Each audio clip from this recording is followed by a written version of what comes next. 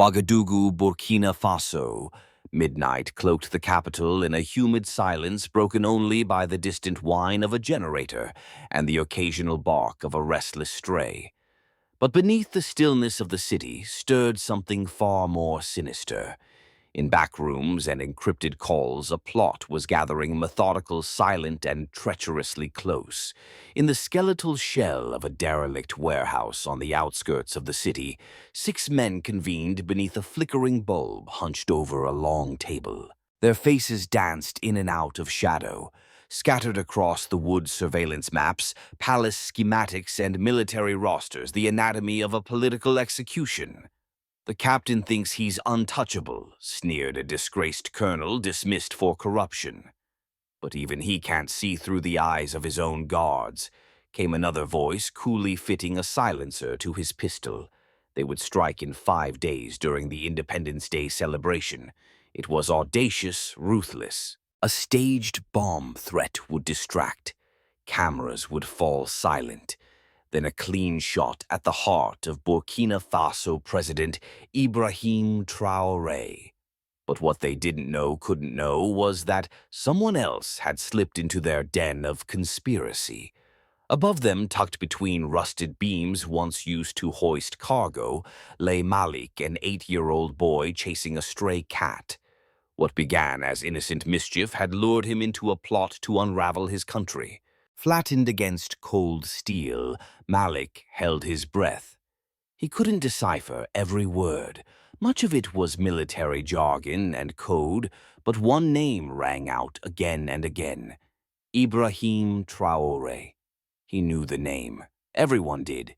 It was on every street poster, in every whispered prayer at the market. The red beret man of the people. The president. Below, the conspirators concluded their meeting. Some documents were set alight, others shredded in furious fists.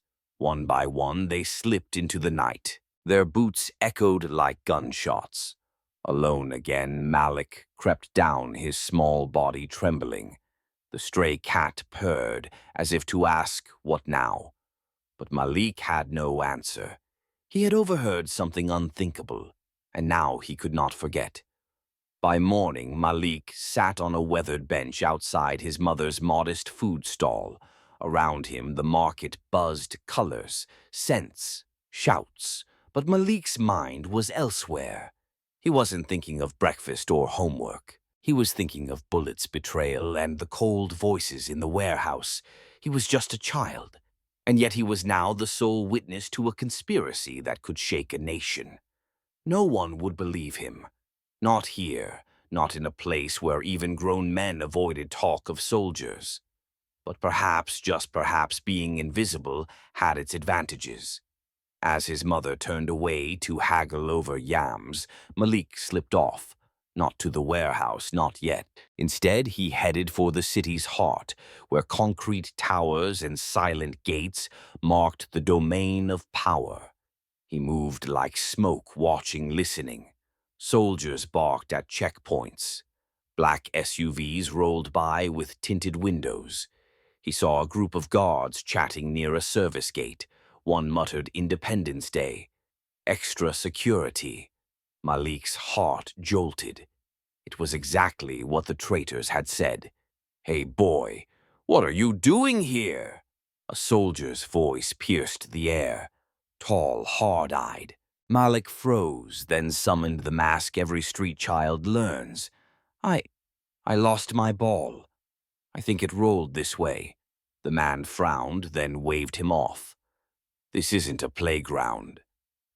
"Beat it." Malik walked away, smiling politely, but his heart was pounding. He was getting too close. That night, perched atop his family's corrugated roof, Malik stared into the stars. His hair fluttered in the warm breeze.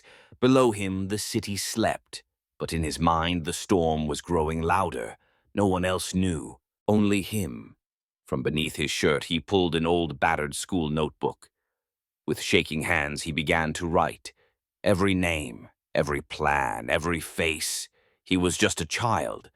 But if no one else would stand between the president and his enemies, maybe he would. Malik didn't yet know what he was going to do with the notes he'd scrawled in trembling handwriting, but he knew one thing: he needed proof. Every instinct in his small frame screamed that time was running out. "If I don't tell someone soon," he whispered into the dark, "it might be too late." Across the city, the conspirators were sharpening their blades literally and metaphorically. Ammunition was being loaded, bribes whispered into open palms, escape routes drawn on the back of stolen maps.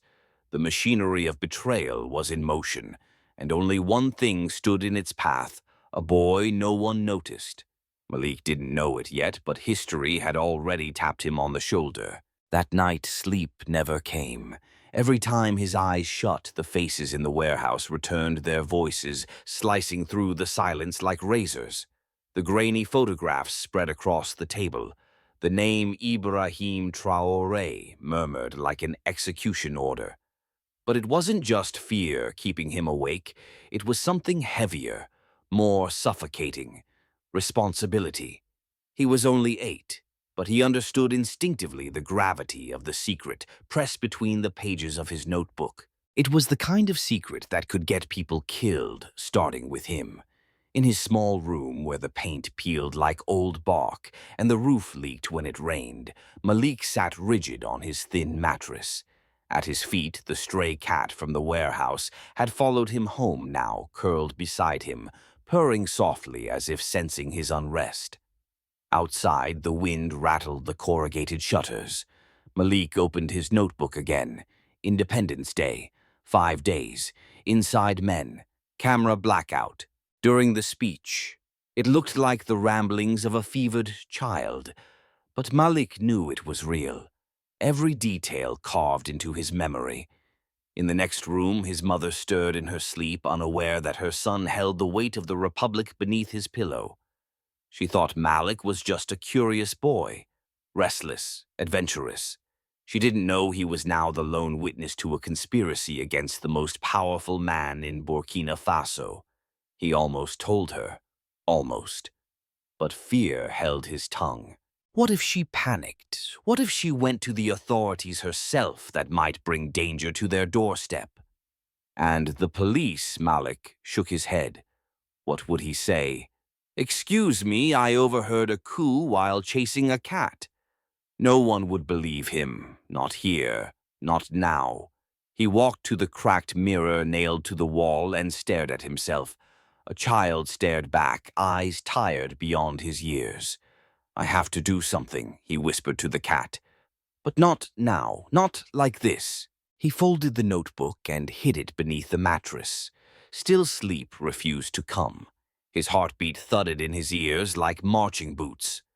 The next morning, Malik set off toward school but bypassed the gate. Instead, he climbed a nearby tree, its branches hanging over the road, leading to a military post. From his hidden perch, he watched. Below, soldiers milled about. Some joked, others barked orders. A few looked weary, hollowed out by fatigue or indifference. Malik scanned their faces, searching for something rare: kindness, integrity, loyalty. Hours passed. The sun climbed. Sweat trickled down his temples. Then a movement. A young officer stepped out of the compound. Not flashy, just calm. He greeted passing women with polite bows. He stopped to tie a little girl's shoelace. He laughed gently when a vendor teased him. Malik stared. This one. Maybe him. But still he didn't move. Not yet. He needed more courage, more proof, more certainty. That afternoon, as he wandered back through the narrow alleys of his neighborhood, something shifted. 2 men stood by a fruit stall, neither familiar, neither buying. Sunglasses, stone expressions. Their posture screamed military. One of them looked straight at him. Just for a second. But that second was enough to freeze Malik's spine. Had they seen him in the warehouse? Were they searching? Malik didn't wait to find out. He ran, fast, feet slapping against hot concrete. breath coming in sharp gasps. He burst through the door of his house, bolted it, and knelt on the floor. With trembling hands, he pried up a loose tile and slid the notebook beneath it. Then silence. He didn't tell his mother. He didn't tell anyone. And that night, as the city exhaled into darkness once more, a boy curled up next to a cat with a storm rising inside him.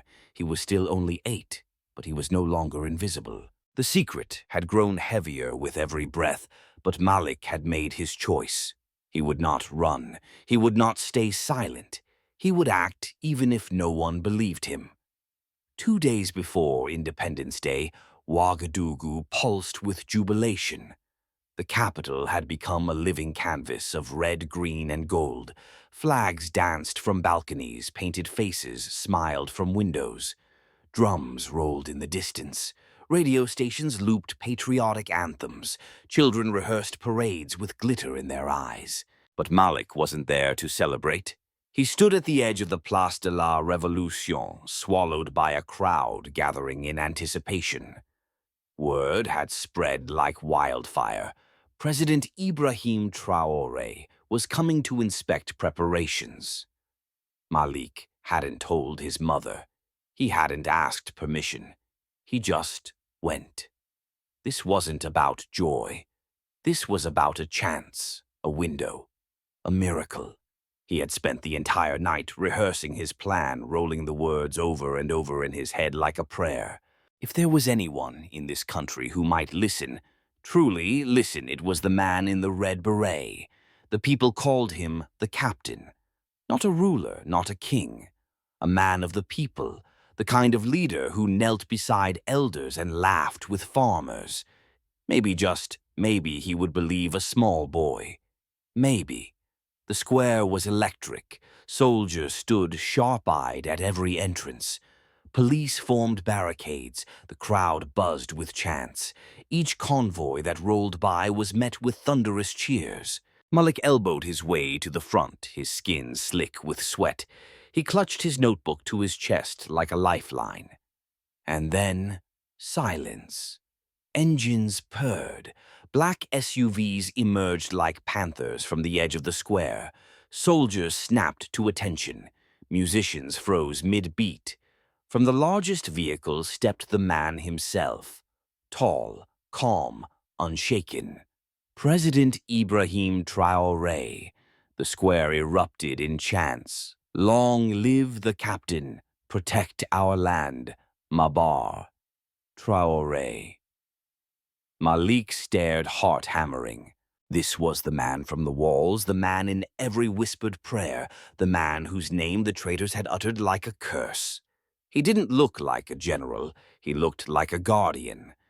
As the president greeted school children and waved to market women, his eyes scanned the crowd. Then just for a second, they landed on Malik. Their eyes locked. Now. Before the fear could pull him back, Malik ducked under the barricade and ran. Captain Traore, he cried, notebook in hand. Gasps shot through the crowd. A soldier lunged, grabbing him mid-sprint. "Hey, what the hell are you doing?" the man barked. Malik writhed. "Please, I have to speak to him. It's about the coup." The word dropped like a bomb. All at once, the crowd hushed. Heads turned. Hands froze. One word and the festive air turned ice-cold, but the president raised a hand.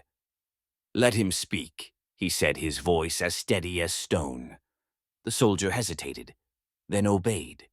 Malik's feet touched the ground. His chest rose and fell like a drumbeat. The president stepped forward. "What's your name?" he asked. "Malik," he stammered. "I heard men talking. In a warehouse near the old train station. They're going to attack during the celebration. They said they have soldiers on the inside. Cameras will go off. I wrote it all down." With trembling hands, he held out the notebook. The president took it without a word, flipped through the messy scrawl of a child's handwriting. Behind him, aides leaned in. Soldiers tensed. The weight of the moment pressed on every shoulder. "Where exactly did you hear this?" Malik, the president, asked quietly. Malik told him everything. The faces, the maps, the whispers, the cat, the location. The president knelt and placed a firm hand on the boy's shoulder. You were very brave to come here. Very brave. Thank you. He stood, handed the notebook to an aide. Double security. Quietly. No panic, he ordered. And I want eyes on that warehouse in the next hour. Yes, Captain. Malik stood in stunned silence as the president nodded once more and turned away. A soldier escorted him back to the crowd. But this time no one laughed. No one scolded.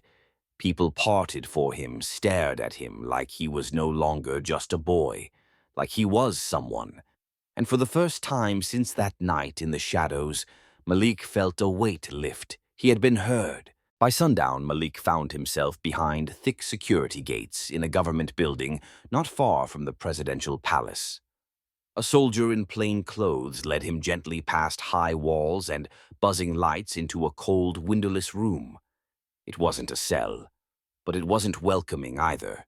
It smelled of paper old secrets and watchfulness. Malik sat on a stiff wooden chair, his feet not reaching the floor. A glass of water stood untouched before him.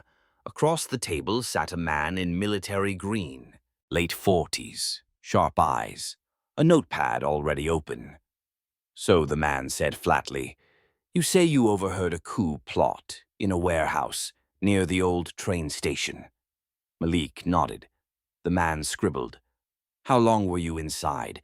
Maybe 5 minutes." Malik answered, "I heard them mention uniforms inside men and the celebration. I wrote it down. Everything." The officer looked up. A pause. "You're how old? 8?" A thin smile tugged at the corner of the officer's mouth, not kind, but tired, worn, almost amused. "Do you know how many false alarms we get every week?" he said. "People hearing things, imagining shadows." "I'm not lying," Malik shot back, voice rising. "They were real. I even followed them out. They had a white car with black windows." The officer leaned back, arms crossed. "A child's imagination can be dangerous.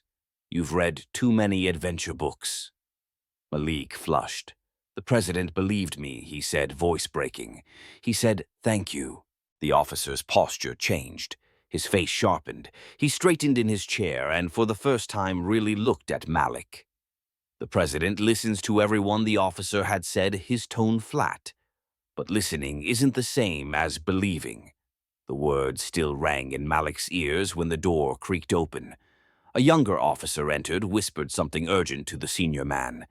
In an instant, the man's expression shifted from skepticism to something that looked like alarm, then caution. His eyes locked onto Malik. "Go wait in the hallway. No explanation. Just orders." Malik slid off the chair, fists clenched in silent frustration, and stepped into the corridor. The door shut behind him with a soft click, the kind that makes secrets echo on the other side. He sat on a bench, legs swinging, his mind a storm. Why didn't they believe me? Why do they all look at me like I'm just some kid chasing shadows? He wanted to scream. As he sat, 2 officers passed by, their conversation barely above a whisper, just enough for Malik to catch fragments, intel from the northern checkpoint, misplaced uniforms. His ears perked. He didn't need the full story. He knew what that meant. The plan was already in motion, and they were late. An hour passed before a woman in a navy blue jacket approached. She crouched in front of him, eyes soft. "Hi, Malik," she said warmly. "I'm Awa. I work with intelligence. Would you come with me for a moment?" Malik hesitated. She looked kind, but trust was a currency he could no longer spend carelessly. Why, he asked. "Because the president wants you to go over everything again, in more detail." He nodded slowly and followed. This time the room was different. Softer chairs, a tray of cookies. A man in civilian clothes smiled as they entered. But even here, in this comforted space, Malik felt the truth. No one truly believes a child, not until it's too late. And somewhere out there in the dark arteries of Wagadugu, the traitors were already on the move. They had changed the plan. Malik could feel it. The next morning, a gentle rain fell over the capital, not a downpour, just soft, persistent drizzles, like the sky itself was anxious. The streets were quieter. Umbrellas bloomed like flowers across the pavement. The air was tense. Soldiers were everywhere, too many for a rehearsal. Inside a secured intelligence room, Malik sat once more now before a glowing screen showing satellite images of the city. Ewa stood beside him. So did two officers, and a man in a black suit whose silence carried weight. He hadn't spoken much. He didn't need to. Malik pointed at the screen. There, that's the warehouse. And this road, that's where I saw the white car. They drove past the old market. The man in the black suit finally spoke. We sent a team last night. The warehouse was empty, scrubbed clean. Malik's heart sank, but I saw them, he said, voice cracking. They were there. We believe you, Awa said gently, but it looks like they moved fast.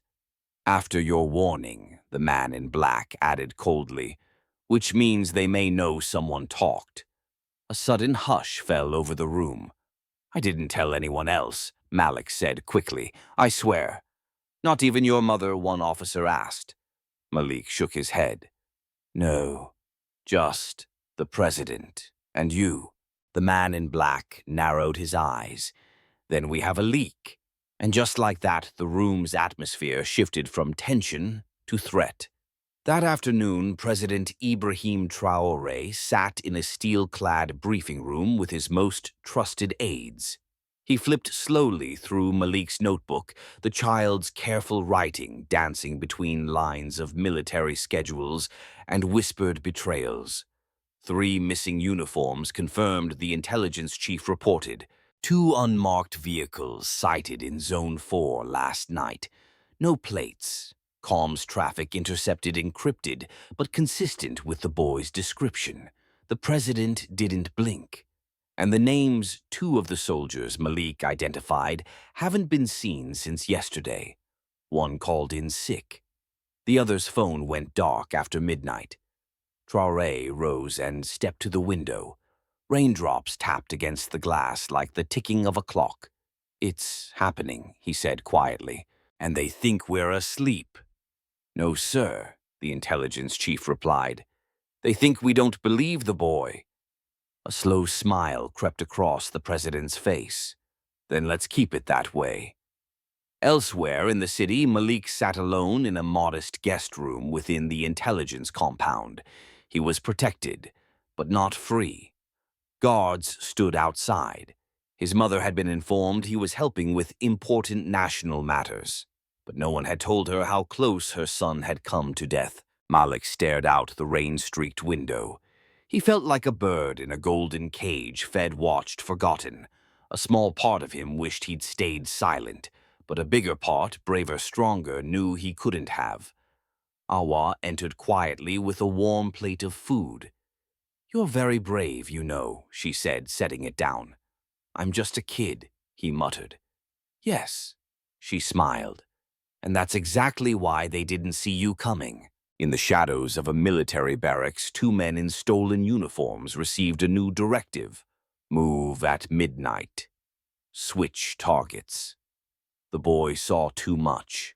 The trap had widened. It wasn't just about the president anymore. Malik was now in the crosshairs. Midnight arrived like a whisper, gentle rain falling like secrets over rooftops.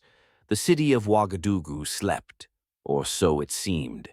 Beneath the quiet war was unfolding. Inside his secure room, Malik lay awake, eyes wide, locked on the ceiling. Something was wrong. He felt it. Not the storm outside, not the occasional echo of boots in the hallway. No, something colder. Then click. A soft sound beyond his door. Too careful to be routine. Too slow to be safe. Not the casual steps of guards, but the hush of someone holding their breath. Malik sat up. His story wasn't finished, it was only beginning. Another sound, soft but unmistakable. A scratch at the lock. Malik's heart lurched. They were here, not his protectors. Them, the ones who had watched him, followed him. The traitors. His mind snapped into survival mode. No phone, no window wide enough to escape. Just a bookshelf, a small table, and there a narrow air vent near the ceiling. He leapt from the bed, moved fast and silent, pushing the bookshelf beneath the vent. No time to hesitate. He scrambled up, fingers grasping the cold metal edges. It was a tight fit, too tight, but he remembered his grandfather's words. A lizard escapes the hawk not by fighting, but by slipping through a crack. He slid in. Behind him, click. The door opened.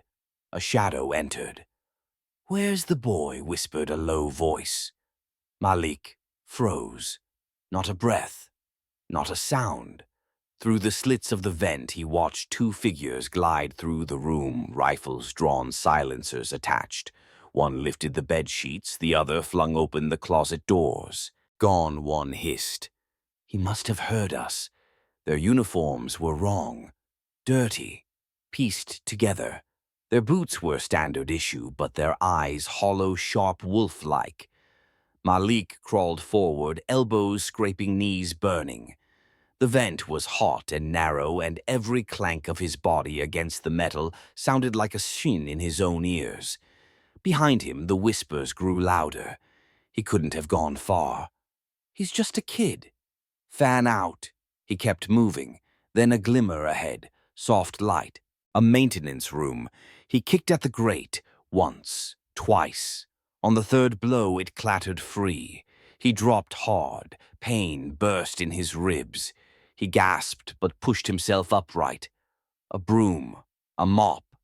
Shelves of cleaning supplies. And there, a small service door. He ran for it, yanked it open. Footsteps. Not behind. Ahead. He spun and darted left up a staircase, skipping steps 2 at a time. He's here. The boy, alarms erupted, shrieking through the compound. Red lights flared. Malik ran like the wind was pushing him faster than fear, faster than pain. He burst into the garage bay just as a black car skidded in Awa. At the wheel, 2 agents inside. "Malik," she shouted. He dove in. "Go!" Gunfire snapped behind them, the flat metallic roar of suppressed rifles. Bullets pinged against concrete as the car peeled out tires, screaming on the wet asphalt. Inside, Malik shook cold with adrenaline soaked in terror. Awa turned to him, jaw clenched. "You were right," she said. "They're in. Someone let them into the compound." Malik looked at her, voice barely a whisper. "They want to kill me." Awa nodded grimly. "And they won't stop." She looked ahead. Her hands tightened on the wheel. "But now we know, and we'll protect you." The car vanished into the rain-drenched night, speeding toward a hidden safe house. The coup was entering its final chapter. So was Malik's transformation from silent witness to hunted target. The safe house sat at the edge of Wagadugu, an old farmhouse cloaked in shadows and tall grass, guarded by trees whispering warnings in the wind. It once belonged to a retired colonel, a hero of Burkina Faso's first fight for independence. Now it served a different mission, to protect a boy who knew too much. Inside, Malik sat at a creaky wooden table, fingers wrapped around a mug of hot cocoa. His hands still trembled. The drink was warm, but something deep inside him remained frozen. Awa stood near the window, voice low as she spoke into a secure line. "Yes, he's safe, but it's confirmed 3 infiltrators, 2 detained, 1 unaccounted for. And the boy is the priority target." She hung up and turned to him, face drawn. "We have to move again." Before dawn. Malik blinked. "But I just got here," he said, voice barely audible. "I know," Awa replied, crouching beside him. "But they're tracking us. This place, It was never meant to hold long. Just a breath. A pause. He looked at her eyes wide with a question too big for his age. Why, he asked. Why are they trying so hard to stop me? I'm just a kid. Awa hesitated. Then she gave him the only answer that mattered. Because you're the only one who saw the truth. And now, the truth is running faster than they ever expected. You're not just a kid, Awa said gently. You heard what no one else did. You remembered faces' details. And now the president trusts your word more than some of his own generals. Malik's eyes widened. He shifted in his chair. I don't want power, he whispered. Awa knelt down in front of him, her voice soft but unshaken. Neither did the captain when he became president. But sometimes power chooses you. Before Malik could respond, the front door creaked. 2 guards entered, flanking a tall man in civilian clothes, calm, unassuming. But he carried a leather folder like it weighed the world. The room tensed. Awa stood. Malik, this is Minister Traore. He's part of the president's inner circle. The man nodded solemnly. It's an honor. Malik gave a small nod in return. I've read your notes, the minister continued. We compared your descriptions. You were frighteningly accurate. We believe the final attack is set for tomorrow, during the Unity Parade. Malik blinked. But that's when the president will be outside, in the open. Exactly, Traore replied. The traitors are counting on the chaos, the noise, the distraction. Awa added, they'll strike when the world's looking the other way. We need your help one last time. Malik's brow furrowed. What can I do? You remember the white car? Traore asked. Dark windows. Malik nodded. We found it, hidden near a church in District 6, but it's rigged booby-trapped. We believe it was a mobile command. We need you to confirm it's the same one, just from a distance. Malik's face paled. But what if they see me? They won't, Awa assured him, resting a hand on his shoulder. You'll be in an armored vehicle, tinted windows, in and out. Minutes. He hesitated, then slowly nodded. Okay. Before they left, Minister Traore leaned down, voice barely a breath. You've already saved the president once. Now help us stop them before they strike again. That night, Malik sat in the back seat of a heavily guarded vehicle parked at a quiet corner in District 6. The rain had stopped. The street glistened under yellow lamps. He held binoculars tight. There, he whispered, same dent on the bumper. Same black sticker. That's it. The agent up front radioed the confirmation. Minutes later, a tactical team moved like shadows. Silent, precise. They surrounded the vehicle. Inside, military maps, encrypted walkie-talkies, a printed attack order. Pinned to the dashboard, Unity Parade, 12 p.m. Remove the captain. Silence the boy. Malik stared at the final line. His hands trembled. Awa closed the folder gently. They know you're alive, she said quietly, and they're getting desperate. What do we do now? He asked. Awa's voice was firm. We stop running, and we finish this. Morning broke over Wagadugu in brilliance. The rain had passed, leaving behind a polished city. The Unity Parade was hours away. Streets were swept, flags waved. Children in colorful uniforms lined the boulevards, smiling, laughing, unaware of the trap set beneath their joy. But beneath the sunlight, a storm still brewed. Inside a mobile command van behind layers of security, President Ibrahim Traore stood in full ceremonial dress, his beret immaculate, his gaze sharper than steel. Officers bustled around him, watching every street camera, monitoring every signal. He insisted on attending. Minister Traore muttered to Awa. He knows the people need to see him, she replied, especially today. Especially because of the threats. Malik sat beside her, peering through the window. For the first time in days, the city looked alive again, full of laughter and color. But he knew the truth. It was all fragile. "Are you sure?" Awa asked. Malik nodded. "If they try, it'll be now." She reached for his shoulder. "You've done enough." "I haven't done everything," he said. His voice was steady. At exactly 12 p.m., the national anthem echoed through loudspeakers. The president's convoy emerged from the palace gates. Crowds erupted. Applause thundered. Ibrahim Traore stood tall atop a slow-moving vehicle, saluting the people, waving to school children, bowing slightly to veterans in the crowd. Not far away, behind broken glass and dust in a crumbling building overlooking the route, three figures moved with lethal purpose. One held a sniper rifle. Another gripped a radio, whispering into a secure channel. The third watched a drone feed, eyes scanning. On my mark, the sniper murmured, "We only get one shot." Back in the mobile command center, agents pored over maps and live feeds. Malik's intel had allowed them to narrow the threats to isolate possible vantage points. But one zone, Zone 7, had gone quiet. Too quiet. "They've gone dark," a voice said over comms. No movement from the old broadcast tower. Awa's eyes widened. "That's the place Malik mentioned." The rooftop with the yellow flag, Malik cried out, rising to his feet. Awa turned instantly. "That's where I saw the man with the binoculars," he said, breathless. She didn't hesitate. She turned to Minister Kabore. "We need to reroute the convoy, now." Kabore's face was grim. "It's too late. They're already exposed."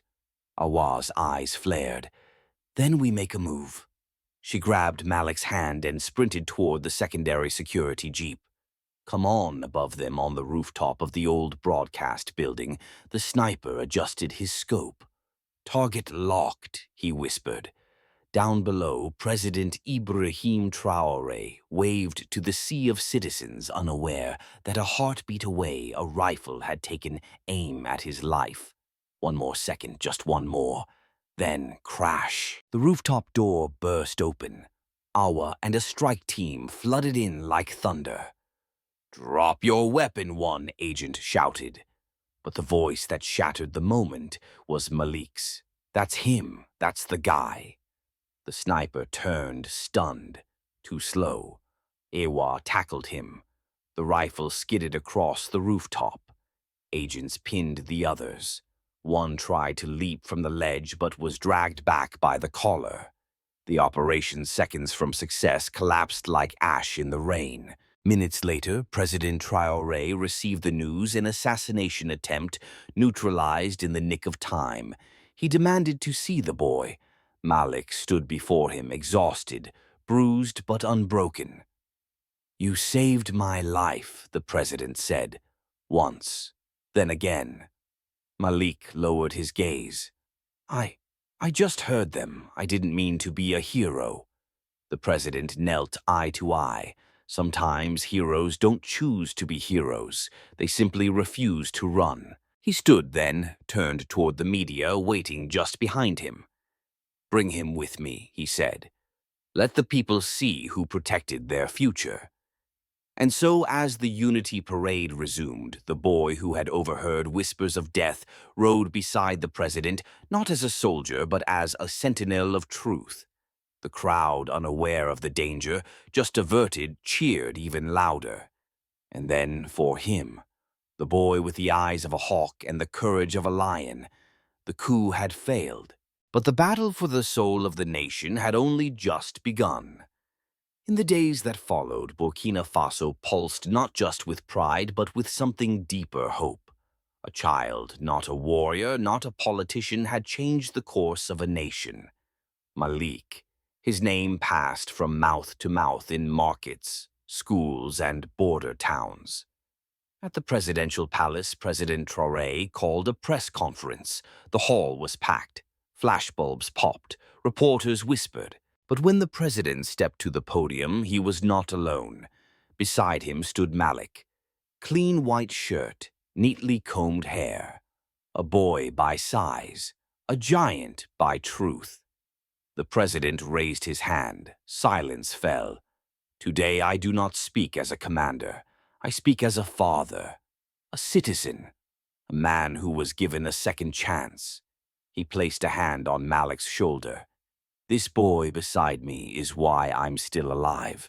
He carried no weapon. He wore no uniform, but he fought with something greater courage and truth. A wave of emotion passed through the room. He heard what others ignored. He saw what many failed to see. And though they hunted him, he stood. And by standing, he saved all of us. The cameras zoomed in. Malik blinked under the lights but did not look away. The president turned again to the crowd. Let this be a message to all enemies of this land within or beyond. Burkina Faso is protected not just by weapons, but by its people. Even a child can guard the soul of this nation. Applause erupted, thunderous, sustained. The president bent low and whispered so only the boy could hear. "Thank you, son. You did what many grown men could not." That same day at the National Assembly, lawmakers voted unanimously to create a new national honor, the Shield of the Nation Award, and the first to receive it, an 8-year-old boy who had dared to speak when no one else did. Malik didn't understand every speech. He didn't care about medals or honors. But when asked to speak, he stepped forward. His voice was small, but it carried. "I'm not a hero," he said. "I was scared. But I told the truth, and I kept telling it even when no one believed me." He paused, looked out at the room. "If you see something wrong, speak. Even if your voice shakes, even if you're small, because sometimes the smallest voice can stop the loudest danger." Silence. Then a wave of standing applause. Weeks passed. The traitors were arrested. Trials began. Trust was rebuilt. President Traore reorganized his inner circle. Security was tightened. And for the first time in many months, the people felt a shift, a wind of renewal. Malik returned home. He played again, laughed again, studied again. But sometimes when the sky darkened and the wind howled, he'd look up at the stars and remember. He remembered the whispers, the vents, the bullets, and the silence he refused to keep, not as a soldier, but as a boy. Years later, in the center of Wagadugu, a statue was erected, not of a general on horseback, not of a king or warrior, but of a small boy, standing tall, one hand pointing forward, the other resting over his heart. Beneath it, chiseled into stone, he saw. He spoke, he stood, and by his courage the captain was saved. Burkina Faso would never forget, and neither would the world.